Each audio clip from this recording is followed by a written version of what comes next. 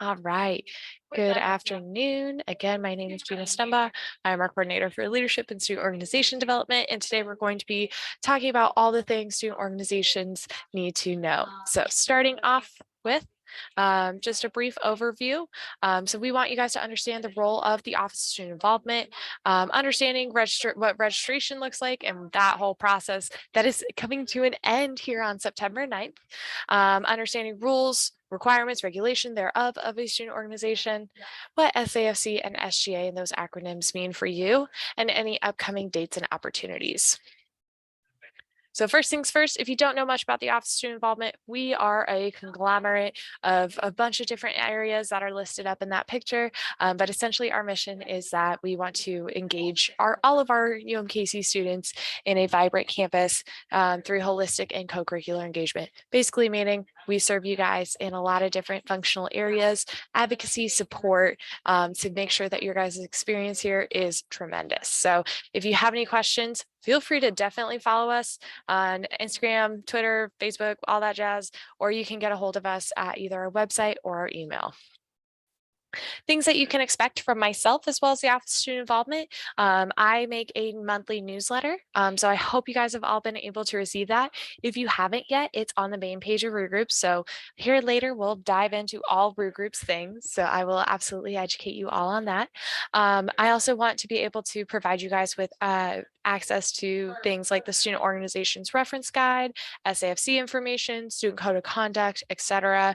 And also training such as this. I want to be able to provide that whenever you guys need, that will be able to enhance your skills as a manager of student organizations, as well as a leader on our campus. So if you didn't get this one, feel free to check it out. And look, there's our thing right there. All right, so if you didn't know, we have over 250 recognized and registered student organizations. Last year, we had a grand total of 296, and hopefully this year, I would love to be able to break that 300. So stay tuned to see if we do. But what a registered student organization means is that they went through the process to be registered and then maintain good standings. But what that means is that you guys have the right to request funds from the Student Activity Fee Committee, or SAFC. You have the ability to request office space in the student organization office space located on the third floor of the student union. Those applications, in case you're wondering, usually become available at the end of the spring semester and close during the summer. Those spaces are distributed in a first come first served basis with priority given to student organizations that already have a space. You're also able to send mail to UMKC if you guys are part of or anything that needs mail. We do have little mailboxes near the student organization office space, so you guys are able to use that. We also do have what's called a resource room. If you guys haven't checked this out, please do.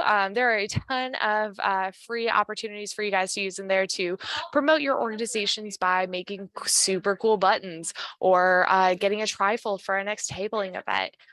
Anything like that, you guys are able to use in the resource room, and we're also always looking for more things to place in there.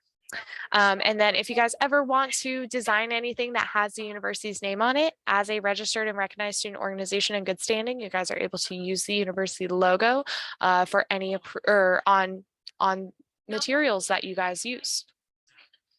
Get started on it. So these are kind of just those requirements of a RSO, or a registered student organization. First and foremost, they just have to register annually through Rue Groups. That registration opened at the beginning of May this past May 2022, and will be closing the third week of school. So that's why it is closing this Friday, September 9th at 5 p.m. When filling out a registration, student organizations must include a accurate constitution for their organization. This includes some mandatory statements from the university, or language including things like membership dues, anti-hazing, non-description, things like that. Additionally, all organizations must have a faculty or staff advisor. This person must be employed by the university and have at least 0.75 full-time status. So they do not have to serve serve 100% full-time at UMKC, but they do have to have some status as a full-time employee of the university. And then in addition, if you guys are having any officers, there are expectations for making sure that all of your folks are enrolled in classes at UMKC and are in good standing academically and socially. Again, I was talking about registration. There's a link right there that helps students remember what that registration looks like, including step-by-steps to it. But if an organization does not fill in their registration by September 5th or September 9th, they are immediately taken off of Root Groups. They lose access to their mailboxes or student org office space. They're unable to request funds through the student activity fee, and they cannot use the resource room, and they will not be invited to student organization fairs. So all that to say, just please be registered. It is a great opportunity to be able to utilize the benefits of a registered student organization, and it's a super easy process. I believe those folks that are in this call are already part of registered student organizations, but if you have any questions about registration, don't hesitate to ask at the end. Totally. Transitioning to events, we understand our registered student orgs put on a ton of events throughout the year. And so this is kind of a deeper look into what event planning looks like. So you guessed it, all student organizations must request their events through Root Groups. Even if it's off campus, it does help out with letting us know what's happening, as well as to help promote your guys' organizations and events. Based off of the timing or the planning of this event that you guys are hoping to have is how much time you guys will need to submit that event prior to the Root Groups prior to the event happening. So for example, if you guys are just hosting a general student org meeting, like a general body meeting, we only need to know at least 1 week prior just to make sure that that space is available and those folks that help out with setups are ready to rock and roll. But if you guys are then planning something much larger, like a concert or a dance or things like that, we need at least 8 weeks prior to the event to know what's all going on. This loops in all of those folks responsible to making sure that our events are held safely and efficiently, are all looped in to help you with the planning process. So please give us that time to include the correct people and also the time to help y'all be successful. One thing to note in there is if a space is already reserved, or if you've already reserved a space, so say that you've already contacted Florsheim and said, hey, this is available, we'd like to have it. And just so you don't need to request a space on Root Groups and you have already had it, you can pick on Root Groups that you already have a space, but please provide proof that that reservation is in place. Don't just say, oh yeah, we got it. And then you guys show up to your event and there is no table set up. There's actually a completely different event and the door is locked. You know, we would hate for anything like that to happen. So please let us know to be able to best assist you. And again, as a reminder, no event submitted with at least 1 week notice or less than 1 week notice. If you guys are planning events for anything with FSE credit or first semester experience credit, check-ins are highly encouraged for student organizations and even for folks that aren't doing FSE credits for their events. Root Groups has an opportunity to create what's called a co-curricular transcript or co-curricular experience. And this lets any folks that are trying to I've seen some co-curricular transcripts requested for on-campus jobs or for internships, just letting any of those people that are wanting to know what were you doing outside of being a student. Root Groups has a way of collecting that information. So feel free to check in for your events. It definitely helps you guys track and plan for better for the future and all that jazz. So there are a few ways that you guys can be able to check that. Just go onto your Root Groups page once that event is planned. So I included a little screenshot of the event that was held yesterday for student org training. When I clicked on that event, there were some options to be able to track attendance with either a laptop or with a mobile device or activate self check-in so student orgs can check themselves in. It also can automatically generate a QR code that a lot of our student orgs have been using for check-ins. So don't forget to track that attendance for anything, either FSE or if you think that it will help your organization. Let's say you're planning an event and you need some cornhole or something like that. feel free to check in with OSI first. We have a lot of items available at your guys' disposal at no cost. So if you guys need a sound speaker or board games or anything like that, there is just a cute little Brew Groups form that allows you to be able to request those things. And we just need at least 24-hour notice before your event to see if we are able to provide those items.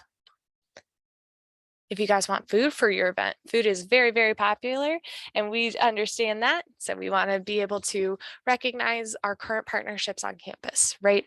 So in our Atterbury Student Success Center, as well as the Student Union, our catering or dining service is called Sodexo. We would prefer that they are used first. However, if your guys' student organization's cost for food is less than $500, y'all can use whoever you want. So if you guys are wanting to get a bunch of pizzas and you have a great partnership with Waldo or Pizza 51, you're absolutely able to go ahead and book those folks for less than $500. But if it's anything more than $500 and is also on campus in specifically those two locations, we definitely recommend Sodexo. There are some other thoughts or parts to having food on campus, right?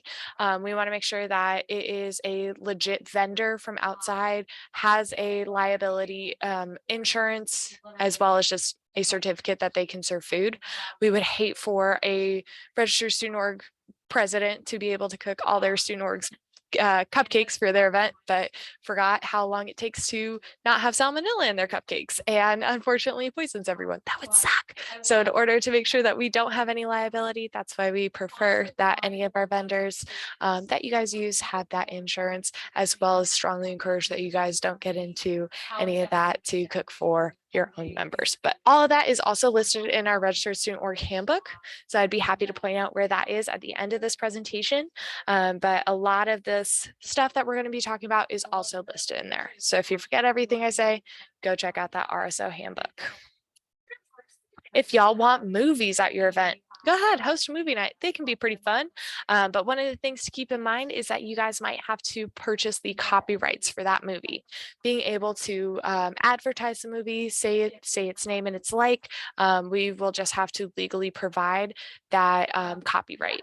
And we use a company called Swank. SWANK.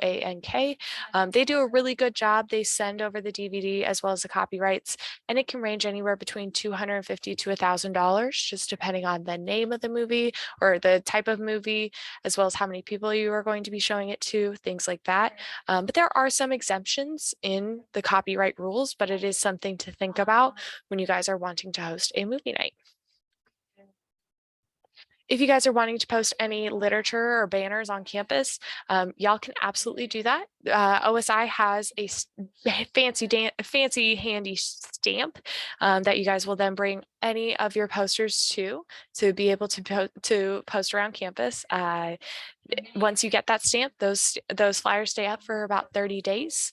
And then we have a map of the spaces where it is approved to be able to hang that flyer. If you're wanting to post in Sweeney Rec Center or the residence halls, feel free to contact those individuals on their own to figure out if you can distribute said literature around campus. If you guys are also wanting to print a banner, that is an option in our student organization resource room. We are able to provide every student organization at least one that is in good standing, at least one 5-foot by 5-foot banner at no cost. If there is a second one, then that will be about $35 to all of our registered student orgs. But please let us know at least 1 week so that we can take the time to produce that banner. When going into talks about planning events, one of the reasons why we ask for an amount of time is not only to help you plan successfully, but to also make sure that the risks associated with those events are evaluated and accounted for. So when planning events, please be cognizant of the types of risks that are involved in that. There being physical, reputational, emotional, financial, or structural/facilities. That's why we loop in all those folks to be able to make sure that you guys host safe events on campus and all the risks is assessed. This is also again listed in our registered student org handbook. And if you have any questions about risk, feel free to let me know. At this point, we're going to take a quick little transition into showing you guys what Root Groups is. We've talked a lot about it so far, and we'd like to show you guys. So if you haven't already logged in, this is what our amazing Root Groups platform looks like. This is mine, so all officers for organizations will be able to see some of the features I do, but for our other folks, it might be looking a little bit different. So if you scroll on down, this is going to be super duper helpful for you. You guys can see your groups, your activity, any upcoming events. Hey, look, this is where we're at today. You can also then see this student activity fee frequently asked questions page. We will get back to this one here in a little bit when we're talking about budgets. But these two tabs right down here, the SGA card request form, as well as the purchase request form, those are to help you guys with spending. And again, we'll talk about those ones a little bit later. We have our t-shirt design approval request form. So whenever you guys are ready to print out some t-shirts or any swag, water bottles, bags, sweatpants, you name it. If it's going to have the university logo in it or your student organization's name in it, please, please, please submit this form. Any travel requests, this is for if you guys are approved for travel. OSI does all of the booking, and we'll be able to talk about that here in a moment, but that's where you guys fill out that form. This is that registered student organization handbook that I make, or newsletter that I make every month. So you guys are able to see that. If you lost the email, it's right there. And then Mo codes, again, something about spending, which I will talk about here in a moment. Here are a lot of helpful student involvement links, starting with the officer training module. All vice presidents, presidents, and treasurers of registered student organizations have to complete this Canvas training prior to spending. So if you guys have not taken this training yet, please, please, please fill out that form. It will allow me to give you access into the Canvas class, and you guys can then take that. When I was talking about items from OSI, there is that item request form. This is our academic SGA card request form. So if you guys are part of any academic units that have P cards, for example, the law school, the pharmacy school, I believe science and engineering also has one, but that is where that P card lays, but we can again talk about that here in a little bit. If any of you guys are brand new registered student organizations as of 2022, 2023, congratulations, welcome to the RSO community. But you guys are able to request a seed fund, and I will talk about that also a little bit later. If you guys are wanting to print off a banner, that is where you request it.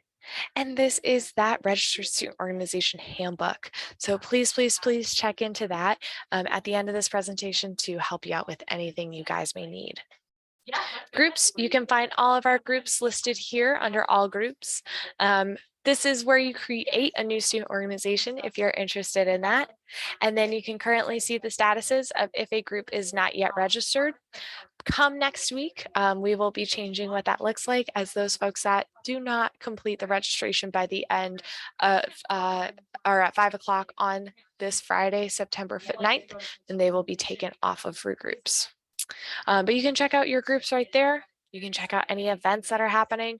You can, of course, filter them between anything that's happening, tags that are coming up. If it's an FSE elective, if y'all are just wanting to get some free food, that's where you can make that happen. Things like that.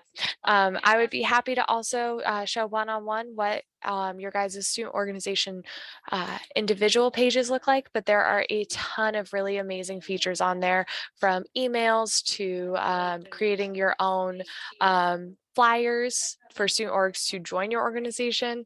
It's really, really cool. So again, if you have any questions about Root Groups or would like to walk through a little bit more, I'd be happy to show you guys.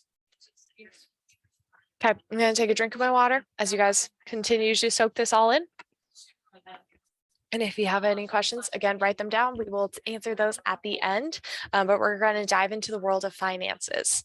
Again, as a registered student organization in good standing, you guys are able to request funding from the Student Activity Fee Committee. And so we'll talk about that here right now. So every registered student organization gets two ways of funding. So, or basically I call them two accounts. So one is that Student Government Association allocations, or anything from the student activity fee. This changes, or this is what student organizations request every single year from creating those budget requests, which we'll talk about here in a little bit. But every student requests funds, or pays funds into the student activity fee. And this is kind of a lump sum of money that the committee then allocates out to all of our registered student organizations and councils. On an annual process, student organizations are able to request up to $5,000, and councils are able to request up to $15,000. Anyone else that does an event by event budget is able to request up to $3,800 for this academic year. And we'll talk about event by event budgets here a little bit. But anything that comes from the student activity fee comes from that student government allocations funds. The next pocket of money comes from that SGR, or self-generated revenue. So this is anything that a student organization brings in themselves. So whenever I talk about these two accounts, I kind of refer the student government fee, or the SAFC account, to be kind of like your guys' checking account. And then that SGR account is kind of like a savings account. The big difference between these two accounts is that in the student activity fee account, anything that is left unspent goes out to zero at the end of the academic year. So that would super duper suck if you guys didn't spend like $1,000 for this year because you guys just didn't have an event happen or things like that. Had a transition in officers, and that $1,000 then just goes away. Then you would have to re-request and re-request. But unfortunately, unfortunately, our office and the Student Activity Fee Committee is looking into ways to make sure that our student organizations spend, looking into potential penalties for students that don't spend. So if an organization, I'll use that example again, leaves $1,000 on the table left unspent next year, and they submit an annual budget, they could automatically get docked $1,000 because they were unable to spend. That would stink for you guys to not have your opportunities met because of not spending. So please, please, please spend. And we'll talk about spending here in a second. But with the self-generated revenue, let's say you guys deposit $200 in that self-generated revenue, you guys are able to then, and don't spend it. You forget about for 1 year, you forget about for 2 years, whatever. Anything left unspent remains in that account. So that is a really amazing opportunity to help supplement organizations and also help fund them during kind of weird times of year, which we'll talk about later. So with these two accounts, you kind of need a routing number with them. I got to know if it's coming from that self-generated revenue or from that SAF account. So you have two separate routing numbers, or what we call MO codes. These MO codes are associated with your SAF account as well as your SGR account. And all of these MO codes can be found on the main page of Root Groups, which I showed a little earlier. You're just able to search your guys' organization and then look at that MO code that is affiliated with either your SAF account or your SGR account. One thing to know is that this is a temporary fix. We are currently working with our software providers for Root Groups to make sure that we can have a more privatized way of distributing out those MO codes. But in the meantime, feel free to just write it down, pass it along for your treasurers, and know that that is where you put in your information for any room reservations, P cards, things like that. Fundraising, like I mentioned, that is why we have our SGR account. You guys can absolutely do some fundraising. One thing to note though is it just must be approved through Root Groups prior to actually doing the fundraising. And then any of those funds that you guys do receive through this event just has to be deposited through the Office of Student Involvement. Checking your organization's balances. Currently, there isn't a amazing way to see this in Root Groups, just being completely transparent, but it will be available here eventually in that account tab, which we will go through here in a little bit. So all to say though, it is super important to be able to track your own spending. It's super duper important for all of our registered student orgs to track their own spending. This allows us to be for sure that whatever you guys spend is accurate, and maybe Root Groups is taking a little bit longer to be able to generate that account. So being able to actually see what you guys are doing without overdrawing would be super duper helpful. I'm currently working with our financial wellness office to find some sample ledgers for you guys if you like being able to put in ledgers, but also I've seen some student organizations put copies of their receipts into a binder and give that to the next president to be like, here's everything I did. Here's some notes about that spending and what worked and what didn't work. Go do with it what you want. So it's perfectly up to our student organizations exactly how they want to track, but it's mega important for them to be able to track their balances and spending. Now, when it comes to spending, there's two ways to be able to, for student organizations to be able to spend. After you get those funds, either through self-generated revenue or through an approved budget, you're able to request either a P card or a purchase request. A P card is for any single transaction that is going to cost at least $999.99 or less. So anything that is going to be under $1,000, you'll be able to request a P card. So that we don't get confused about the difference between a P card and a purchase request. P card is a small word with a small amount associated with it, less than $1,000. A purchase request is a big word, and there's a lot of money associated with it, over $1,000. So that's usually what I tell our folks about P cards versus purchase requests. But the thing to know about a P card is that, again, student organizations, presidents, vice presidents, and treasurers are able to request the P card. We just ask that you guys do that within at least 72 hours prior to the event. We, in our Office of Student Involvement, only have 3 P cards for all 300 organizations, and they are able to request that at different times during the day, which I'll talk about here in a little bit. But this is, again, super important for any of those folks to be able to do that Canvas course to learn a little bit more about training or learn more about spending. But if you guys are affiliated with a registered student organization in an academic unit, you guys are able to fill out that academic unit P card request, and their process might look a little bit different, as well as their checkout system.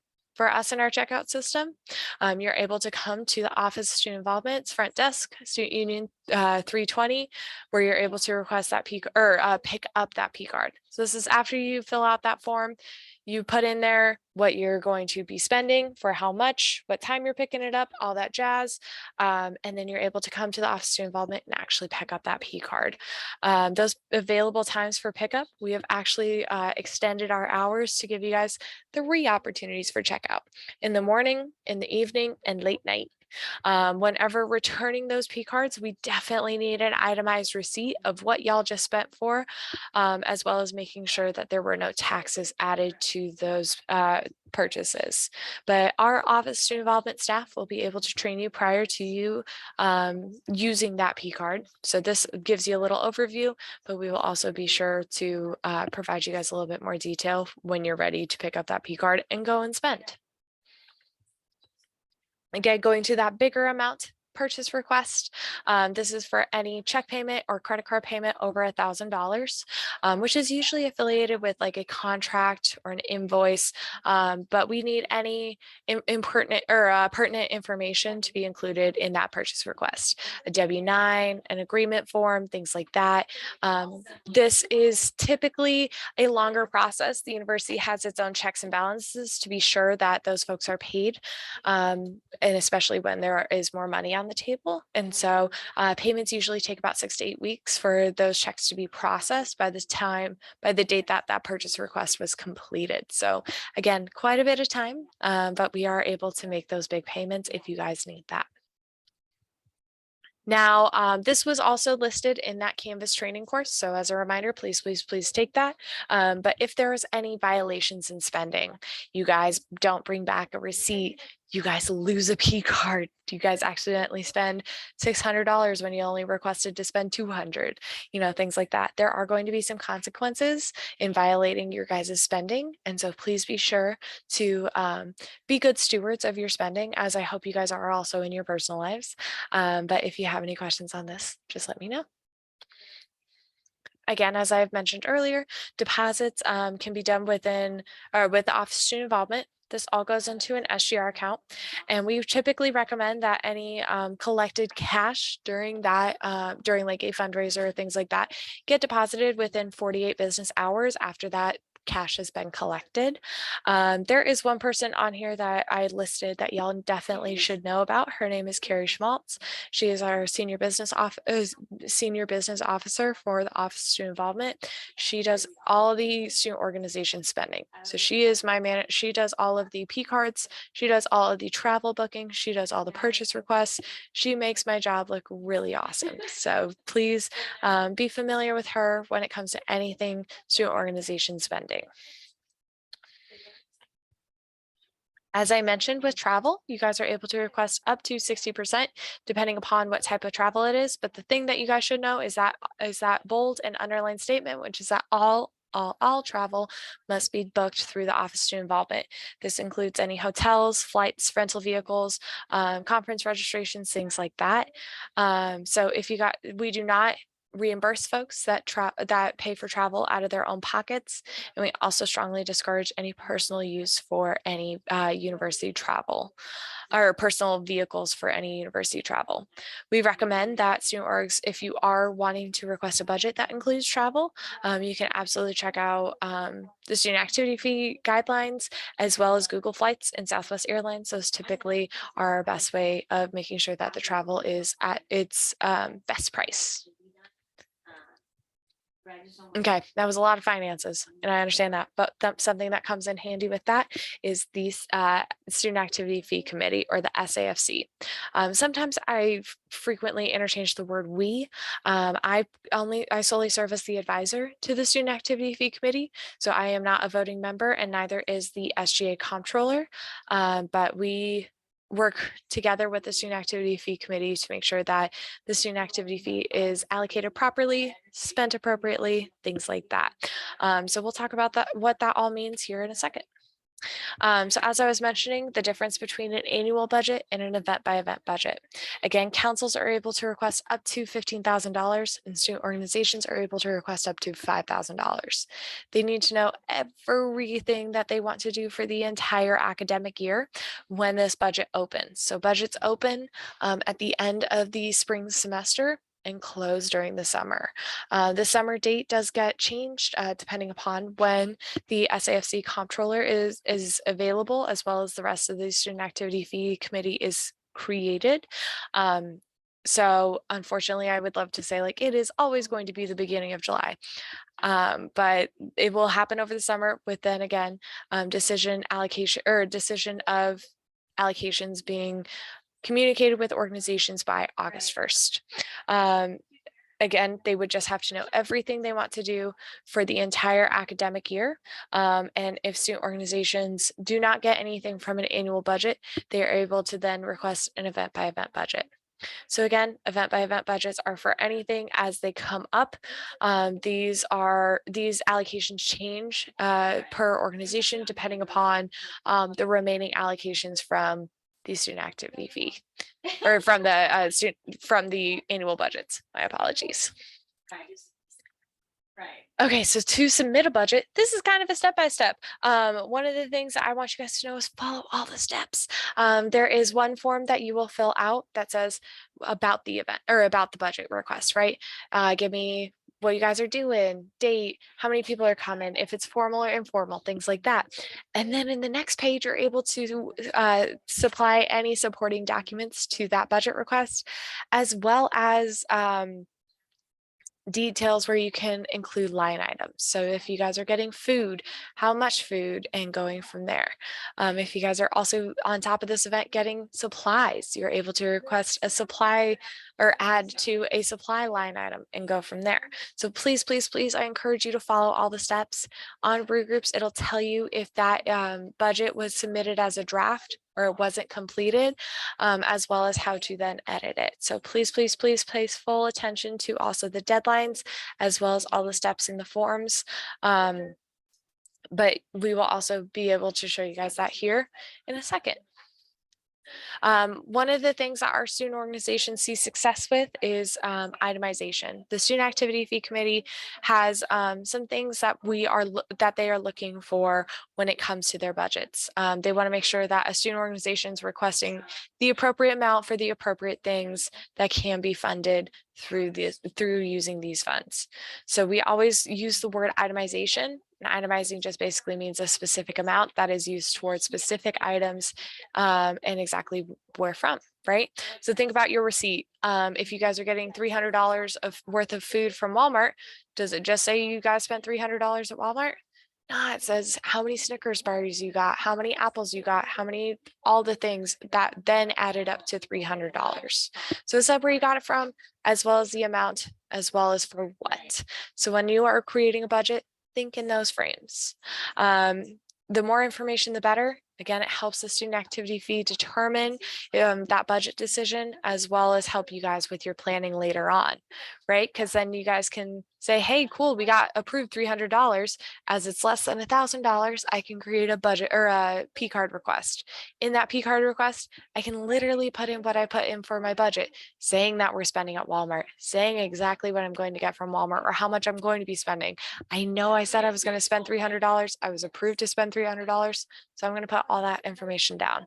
So all together, it does help you guys later on down the road. Like I said, though, let's walk through it. So at this point, we are going to, again, take a little breather and walk through the student activity fee guidelines, as well as how to make a budget request. So if you scroll on down to the student activity fee guideline committees or student activity fee frequently asked questions page, it's on the main page of Root Groups. You're able to click on that button and then go scroll on down. If you forget anything I said about the student activity fee, it's all right there, as well as how to submit a budget request and the guidelines. They're all right there. If you scroll on through, it starts off with all the no-nos first and foremost, things that you cannot purchase within using the student activity fee guidelines. One thing to also note is that these guidelines change every year. The committee changes every year. And so there might be things that the committee notices should be more beneficial for student organizations, or things that was requested and then the university actually said, wait, we can't spend that yet. So there are those types of things when dealing with the student activity fees. So I would be sure if you guys had a copy from last year, be sure to get the new copy. And as always, if you need some other documentation, please let me know so that I would be happy to send that to you in a personal email. But feel free to look at this student activity fee no-nos first. Down here, it includes any budget information, which I had explained from the council budget or the event by event budgets. Travel is all listed right here. So anything that comes in a travel request, including that anything that is done in a professional capacity, voting delegate presenting is able to be funded up to 60%. And anything with professional development is able to be funded up to 25%. No funding for food, and also no travel arrangements can be made on your own. This is that breakdown for any events, starting off with food. Obviously, we love food. At breaking down itemization as well as estimated costs when it does come to those foods. So please be sure that you guys also look at either the difference between a formal or an informal event. Typically, formal events include things like initiations, dinners with guest speakers, things like that. Those events can be funded up to $15 per person per meal. That per person limit is dependent upon how many people you guys have in Root Groups. So if you guys have 57 people and are hosting a formal event, I would love to be able to fund that up to $15 per person for 57 people. If it is an informal event, that can be funded up to $8 per person per meal. Another difference between those two is that formal events can only be funded once per academic year, and informal events can be funded once per month. If you scroll on down to supplies and materials, I'm going to just highlight some of my favorite things for y'all to note. Any academic or student involvement awards, such as trophies, plaques, stoles, any sort of recognition about your guys' engagement with the university, engagement with your organization. We want to sponsor that and recognize that. And so whenever you guys have some graduating seniors, think about how you want to do that, as well as maybe even get them a stole to wear for graduation day. If you guys are wanting to get any promotional items, that's like a pen that has your guys' organization name on it, or tote bags, things like that, those can be funded up to $2 per person per item. And so it could be $2 per pen for those 57 members, so on and so forth. T-shirts can be funded up to $12 per person per t-shirt. Those can be funded twice per academic year. And then those are just kind of the details with how to submit anything that is necessary for a t-shirt request. Tickets for entertainment or team building can be funded up to $10 per person per ticket. So if you guys are wanting to, go to a Royals game or maybe have the opportunity for a cool professional development moment, you guys are able to request up to $10 per person per ticket. Obviously, professional development is preferred, but we want to make sure our student organizations are having a blast. This information you won't necessarily have to work with, but please be sure to keep track of what that all looks like. Here is the deadlines for event by event budgets. So this is when the Student Activity Fee Committee is meeting. They typically meet every other Monday throughout the academic year. So those are those dates. In the middle is when those budgets for those to be reviewed at SAFC should be submitted by, as well as for when they are going to be happening. So for example, the first meeting of this academic year for the Student Activity Fee Committee was held on August 29th. For any of those budgets that we were hoping to review on that August 29th meeting had to be submitted by midnight on the 24th of August. During that meeting on the 29th, for any of those budgets that were submitted on the 24th, those budgets just had to include any event or travel happening between September 26th and October 17th. So in between this review period is the only events that we were able to review for. At this next meeting on the 19th of September, all those budgets will just have to be submitted by the 14th of September, where we will be reviewing any budgets happening between August 17th through Halloween or the end of October. So that is what that looks like. So be sure to put in your guys' treasurer's timelines of when to submit your budgets by, as well as when that event should be happening or what budgets you will be submitting for. When submitting a budget request, you'll be able to go into your guys' main group. I will just use the gardening club as an example. Gardening club, this is their main page. If they go into this money tab, they will be able to see something for either event by event or annual budget. They did not, or they submitted an annual budget, but did not receive any funds for it.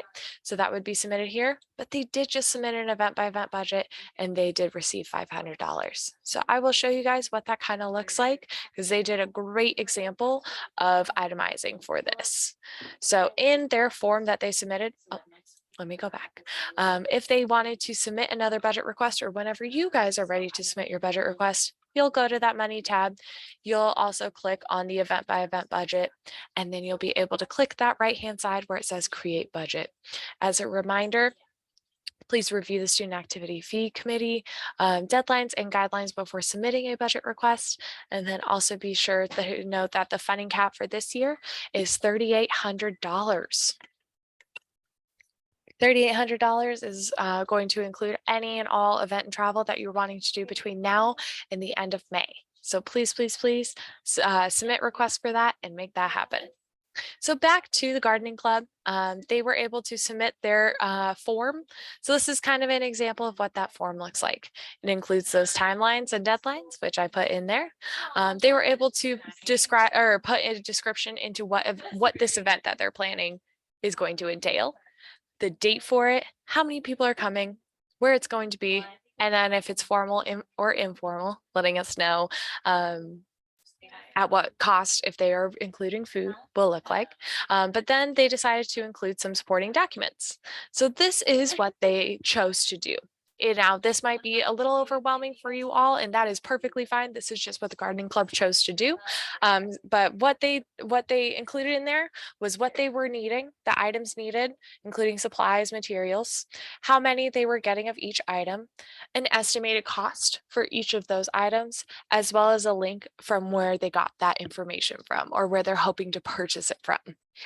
Again, this is an incredible itemization that allowed us to be able to see that total. In addition, after completing this form, they were then able to include that line item like I was mentioning. So they said supplies and materials, they were wanting $500. They were able to say, oh, I included the PDF that has all the details. Or they could have individually put a line item for each of those materials that they were hoping to get, and then how much they're requesting, if any of it is coming through their SGR, and then so forth. So that is just a good example of what a complete itemized budget looks like, and also what the student activity fee committee guidelines look like. So I hope that that all makes sense. I'd be, again, happy to answer questions at the end. Just a few more points, just student code of conduct. We want to make sure that our students are safe and having a great time with their registered student organizations. And also both of these statements were required in all your guys' constitution. Therefore, you guys are obligated to follow these, including our anti-hazing statement, which is such. Please be sure to keep note of this in your constitution, as well as in the Student Code of Conduct Handbook. If there are any questions about this, feel free to check out the Student Org Handbook, which is on the main page of our groups, as well as our main UMKC website. If you have any questions, our office is located on the third floor of the Student Union. We are open Monday through Friday until 8 a.m. to 7 p.m. You're able to email us at getinvolved@umkc.edu, or you're able to give me a phone call at that number. But that is all I have for you guys. I'm going to stop sharing as well as stop recording if you guys have any further questions.